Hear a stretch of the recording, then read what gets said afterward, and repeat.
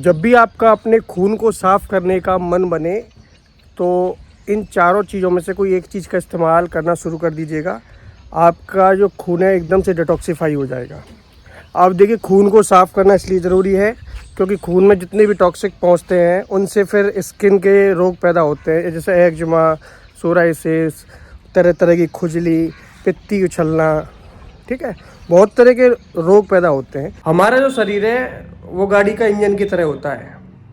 अब जो पेट्रोल होता है उसे मान लीजिए हमारा भोजन, ठीक है, उससे बाइक को एनर्जी मिलती है, बाइक चल पाती है। लेकिन अगर इंजन ऑयल भी नहीं होगा तो बाइक फिर भी नहीं चलेगी। इंजन ऑयल गंदा हो जाता है तो अंदर इंजन को जो पावर देता है वो इंजन ऑयल का काम होता है। सारे पार्ट्स जितने भी होते हैं इंजन ऑयल से ही चल पाते हैं। अब इंजन ऑयल जैसे ही गंदा होता है तो आपको फिर इंजन ऑयल बदलना पड़ता है, ठीक है, क्योंकि उसमें साफ़ करने का कोई ऑप्शन होता नहीं है। तो आप इंजन ऑयल को अपना खून मान सकते हैं, ठीक है। तो ये हमारे जितने भी बॉडी के पार्ट्स हैं, यानी जितने भी अंदर के ऑर्गन होते हैं, सभी को चला रहा होता है। अगर ये सभी अंगों में बहना बंद हो जाएगा, रगों में बहना बंद हो जाएगा, तो हमारा शरीर चल ही नहीं पाएगा, क्योंकि सभी अंगों को ऑक्सीजन दे रहा है, हर जगह ऑक्सीजन लेके जा रहा है, ठीक है। और जितने भी बॉडी के सेल्स होते हैं सभी को चला रहा है। तो खून हमारे शरीर के लिए कितना इंपॉर्टेंट चीज़ होता है आप खुद ही समझ लीजिए। अगर खून में कोई खराबी आ जाए तो पूरा बॉडी इससे अफेक्ट होता है, तो इसलिए खून को साफ़ रखना ज़रूरी होता है। तो ये चार चीज़ें हैं जो कि आप इस्तेमाल कर सकते हैं। अब खून साफ़ होगा, साथ के साथ आपका पेट भी अच्छा रहेगा, पेट साफ़ होगा, लिवर साफ़ होगा, किडनी साफ़ होगी, क्योंकि खून से ही सारे रोग जुड़े होते हैं। तो अब किडनी, जैसे कि अब खून अगर गंदा खून है तो उसको अच्छे से फ़िल्टर नहीं कर पाती है, किडनी का कार्य बढ़ जाता है, किडनी पर दबाव पड़ता है, फिर धीरे धीरे किडनी भी डैमेज होने लगती है अगर खून में टॉक्सिक आपके बहते रहते हैं तो फिर अगर खून साफ़ हो गया तो मान के चलिए आपने अपनी 100 बीमारियों को बंद कर दिया, आने से रोक दिया। तो मैं आपको वही चीज़ बताने वाला हूँ। अब आप साफ़ ही पीते हैं बाज़ार से ला के खून को साफ़ करने के लिए, कोई तरह के टॉनिक पीते हैं, तो उनकी आवश्यकता आपको बिल्कुल नहीं पड़ेगी, ठीक है। तो मैं आपको बता रहा हूँ चार चीज़। सबसे पहली चीज़ जो आप इस्तेमाल कर सकते हैं वो होता है हल्दी दूध। अब रात के समय आप हल्दी दूध का इस्तेमाल अवश्य कीजिएगा अगर आप अपनी बॉडी में सब तरह के जहर को बाहर निकालना चाहते हैं।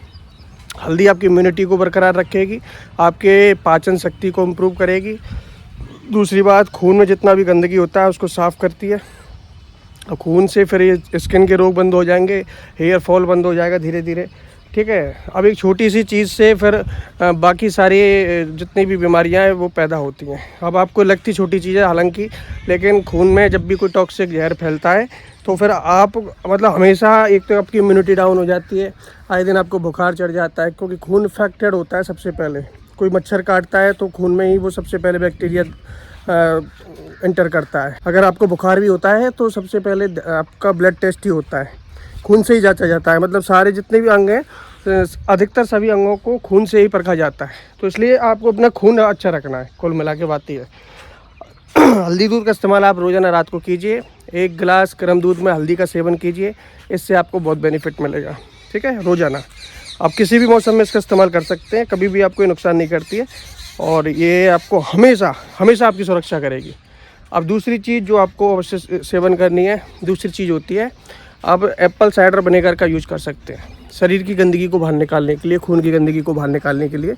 अब गुनगुना पानी कीजिए सुबह के समय खाली पेट, उसमें 1 चम्मच एप्पल साइडर विनेगर मिलाइए और उसको अच्छे से घोल के और इसको पी जाइए, ठीक है। तो आप देखेंगे कुछ ही दिनों में एक तो आपका पाचन सुधरने लग जाएगा, दूसरी बात खून से धीरे धीरे गंदगी दूर होगी।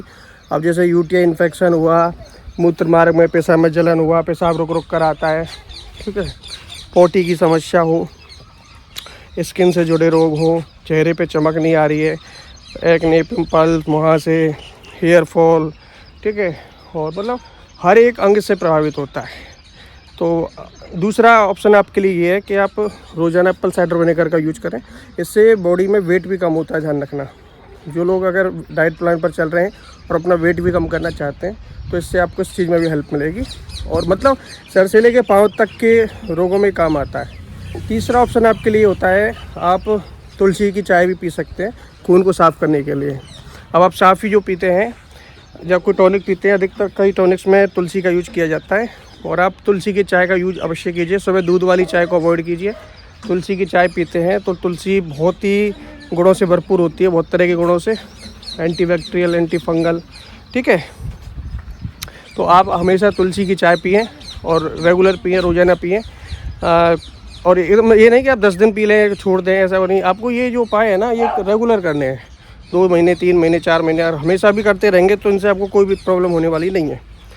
और इनको देखिए एक साथ भी कर सकते हैं, ऐसी बात नहीं। अगर सुबह तुलसी की चाय पी रहे हैं तो शाम को हल्दी का दूध भी आप पी सकते हैं, ठीक है। लेकिन तुलसी की चाय पी रहे हैं तो आपको फिर एप्पल साइडर विनेगर सुबह के समय एक चीज़ का इस्तेमाल करना है। अब ये जो रात का ऑप्शन बताया मैंने, हल्दी दूध वाला, ये रात को यूज कर सकते हैं, ठीक है। और रात को यूज कर सकते हैं, इनके साथ साथ भी यूज कर सकते हैं। और चौथी और सबसे अच्छी चीज़ होती है कि जैसे आप सुबह फ्रेश हो लिए और घूमने के लिए निकल लिए, तो नीम का पेड़ आपको कहीं भी दिख जाए, 5-6 पत्ती तोड़ना, कच्ची पत्ती होती है, कोपल होती है, उनको तोड़ना और मुंह में रख के, धो के और मुंह में रख के उनको चबा के और खा जाना। ऐसा रोज़ आप करते रहेंगे। इससे जितना भी बॉडी का गंदगी होता है, खून का गंदगी होता है, जितना भी होता है ना, हर तरह का आपको मतलब इतना फ़ायदा देखने को मिलेगा कि धीरे धीरे आप अपने अंदर सुधार देखते जाओगे। बहुत रोगों में काम आता है। डायबिटीज़ में लो, ब्लड प्रेशर के लिए लो, दिल की बीमारी के लिए लो, फेफड़ों के लिए लो, ऑक्सीजन के लिए, ऑक्सीजन जो होती है वो अच्छे से सर्कुलेट होती है आपकी बॉडी में, ब्लड सर्कुलेशन अच्छा होता है। और हाथ पैर में जो दर्द होता है, ठीक है, मांसपेशियों में जो दर्द होता है, वो इन चीज़ों से धीरे धीरे सुधरता जाता है। अब एक मैंने बोला ना कि ब्लड से बहुत तरह के रोग जुड़े होते हैं, तो अगर ब्लड आपका साफ़ होता रहेगा धीरे धीरे, तो जितने भी तरह के रोग हैं आप खुद ही इनमें फ़र्क देखते जाओगे। अब डेडिकेट आप इन रोगों के लिए अलग अलग दवाएँ लेते हैं, अलग अलग चीज़ें खाते हैं, फिर वो दवा धीरे धीरे आपके भीतरी अंगों को ख़राब करती है।